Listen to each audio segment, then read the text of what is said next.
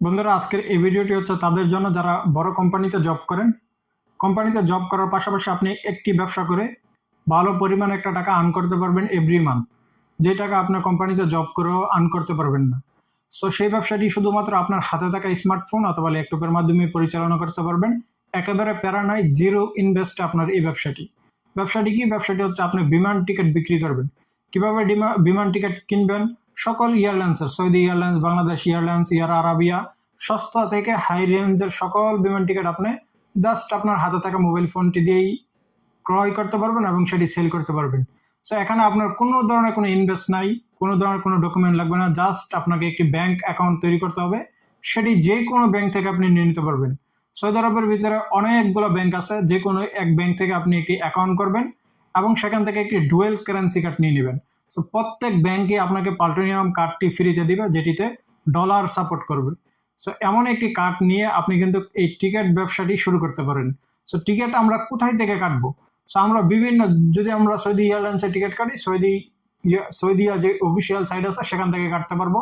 তারপরে যদি আমরা trip.com থেকে কাটি, সেখান থেকে কাটতে পারবো। আরও নানান ধরনের অ্যাপ্লিকেশন রয়েছে যেখান থেকে আমরা বিমান টিকিট মাত্র 2 মিনিটের ভিতরে কাটতে পারবো, পাসপোর্ট নাম্বার এবং বেসিক কিছু মোবাইল নাম্বার ইনফরমেশন দিয়ে।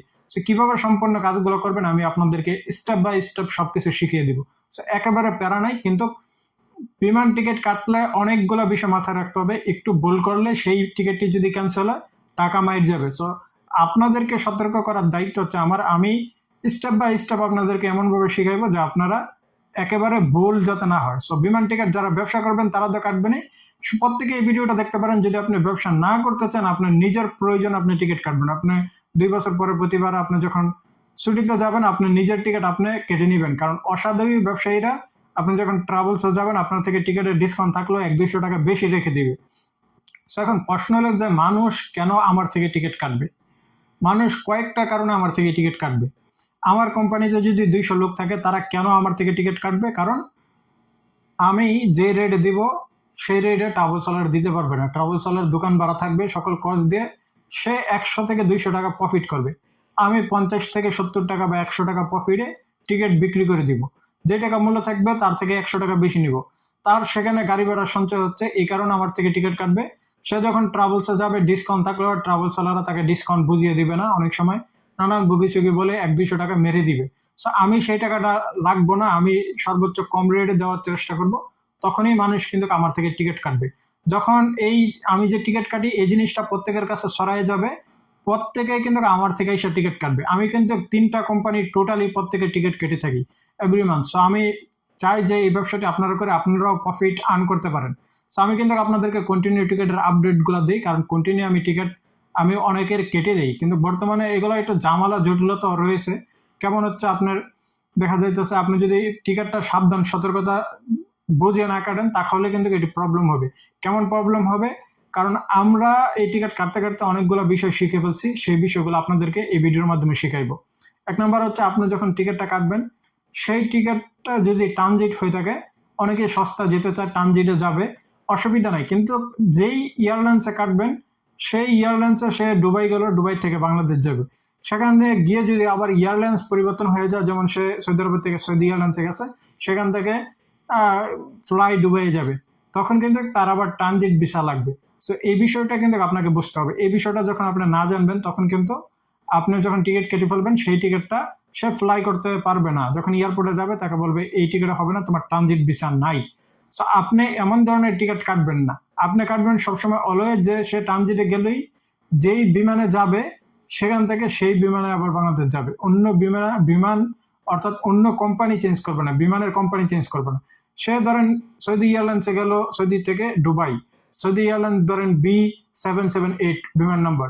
তো সেখান থেকে আবার যদি B778-এ যায়, এটি ভালো। যদি সেখান থেকে অন্য আরেকটি বিমান কিন্তু সৌদি এয়ারলাইন্সের, তাও কোনো প্রবলেম নাই।